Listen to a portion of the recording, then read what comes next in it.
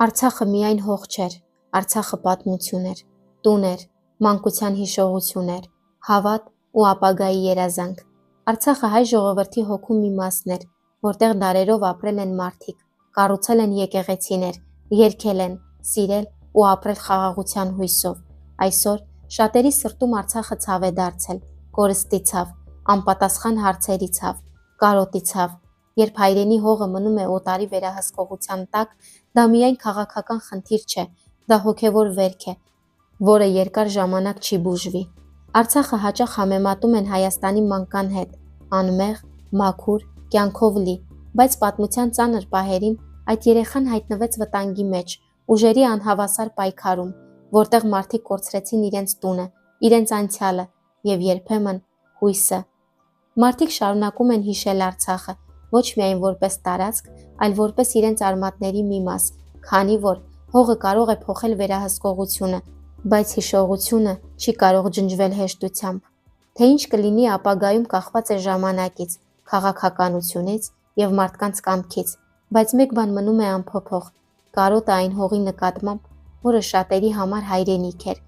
Եվ նույնիսկ եթե Արցախը այսօր հեռու է թվում, այն շարունակում է ապրել մարդկանց հիշողության մեջ, երգերում եւ սրտերում, քանի որ երբ հայրենիքը դառնում է ցավ, այն միաժամանակ դառնում է նաեւ հավատ, մի օր վերադարձի, հույսի հանդեպ։ 44-օրյա պատերազմը դարձավ ցավի, պայքարի եւ հերոսության խորհրդանիշ շատ մարդկանց համար։ Այն հիշեցրեց, որ հայրենիքը միայն քարտեզի վրա նշված տարածք չէ, այլ ժողովրդի հոգին է, որը պատրաստ է պաշտպանել իր տունը, նույնիսկ կյանքի գնով։ Պատերազմի օրերին հազարավոր երիտասարդներ կանգնեցին հայրենիքի պաշտպանության ճանապարհին։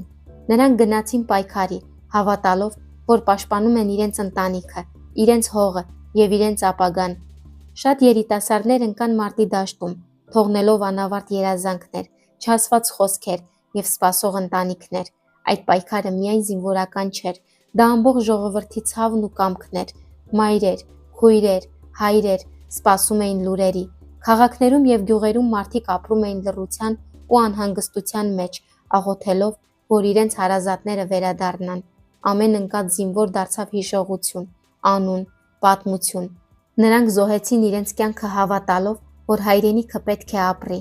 Նրանց հերոսությունը մնաց մարդկանց սրտերում, որպես պայքարի, ցավի եւ հպարտության խառը զգացում։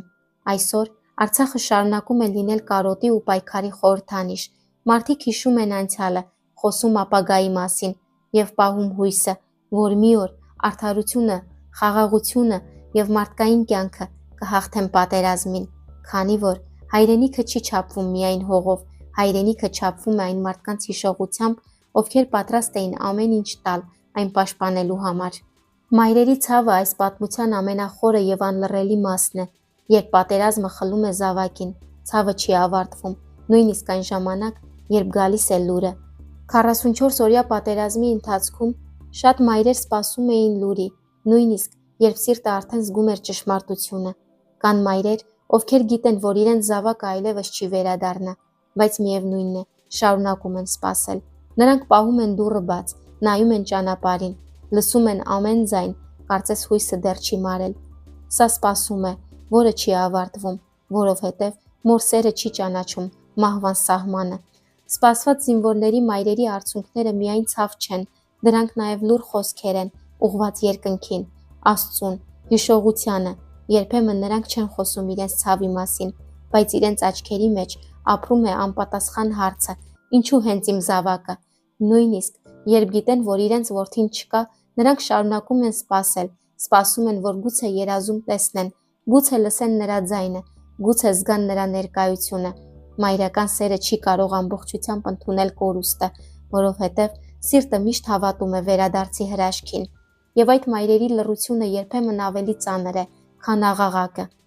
Նրանք կրում են հիշողություն, ցավ եւ միաժամանակ ուժ ապրելու այն կյանքի համար, որը մնաց իրենց զավակի փոխարեն։ Քանի դեռ հիշվում են այդ տղաների անունները, նրանք չեն անհետանում, քանի դեռ մայրերը լուռ սպասում են, սերը շարունակում է ապրել, քանի որ որդին կարող է չվերադառնալ, բայց մոր սրտում նա միշտ տուն ունի։ Մոր ցավը երբեմն չի տեղավորվում ոչ մի խոսքի մեջ, երբ մայրը լացում է, կարծես գժվում է ներսից, որովհետև սիրտը չի ուզում ընդունել իրականությունը։ Նա կանչում է որդու անունը լուռ, երբեմն բարձրաձայն, երբեմն միայն մտքում, երբեմն գոռում է, կարծես սպասում է, որ պատասխան կգա։ Երբ մայրը գիտի, որ որդին չկա, բայց միևնույն է նրա սիրտը շարունակում է սպասել, դա ամենածանր սպասումն է։ Նա նայում է որդու նկարին, խոսում է նրա հետ, պատմում է օրվա մասին, կարծես դեռ տղան լսում է։ 2020 թվականի ցավը շատ մայրերի կյանքում թողեց դատարկություն, որը ոչինչ չի կարող լրացնել։ Որդին կարող է լինել լռության մեջ, բայց մոր սրտում նա միշտ կենդանի է։ Մայրական սերը չի ավարտվում մահով, այն ապրում է արցունքներում, հիշողություններում, եւ ամեն գիշեր նա լուռ աղոթում է որդու հոգու հանգստության համար։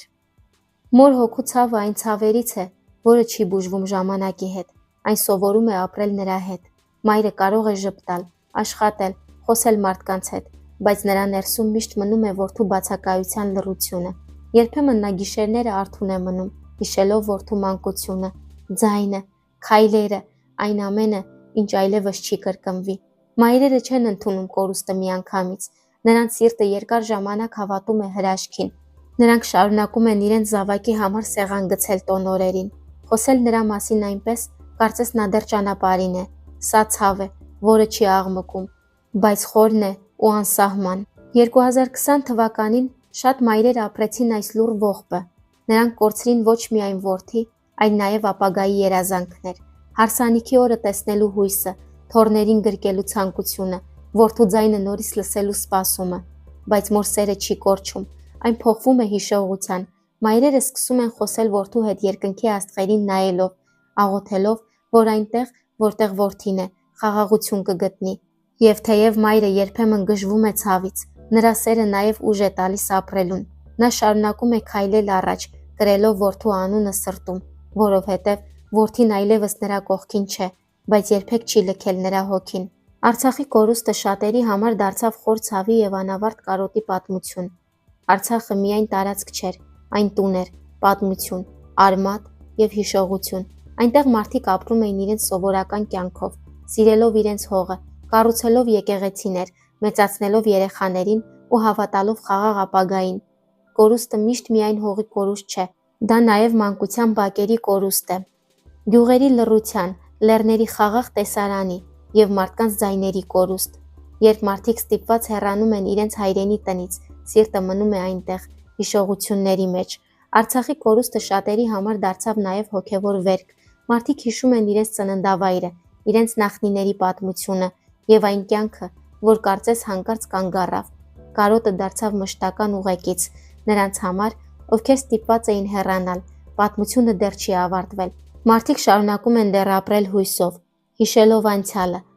աղոթելով խաղաղության համար, քանի որ հայրենիքը միայն քարտեզի վրա նշված տարածք չէ, հայրենիքը սրտի մեջ է, եւ նույնիսկ եթե Արցախը այսօր հեռու է թվում, այն շարունակում է ապրել մարդկանց հիշողության մեջ, երգերում, պատմություններում եւ կարոտի լռության մեջ։ Արցախ, այրված տներ, թողած կյանքեր։ Երբ մարդիկ ստիպված հեռացան Արցախից, շատ բան մնաց այնտեղ, լուռ ու անպաշտպան։ Մնացին տներ, որտեղ ժամանակին կյանք էր եռում, մանկական ծիծաղ էր լսվում, սեղան էր գցվում, բայց պատերազմը փոխեց ամեն ինչ։ Շատ տներ այրվեցին կամ ավերվեցին, թողնելով միայն մոխիր ու քարեր։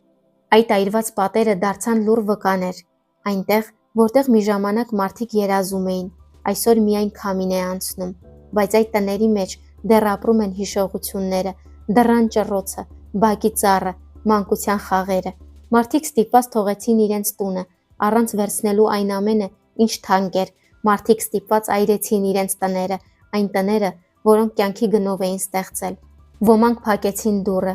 մտածելով, որ մի օր կվերադառնան, բայց դուռը մնաց փակ, իսկ վերադարձի հույսը սրտերում։ Արցախում մնացին նաև հարազատների գերեզմանները։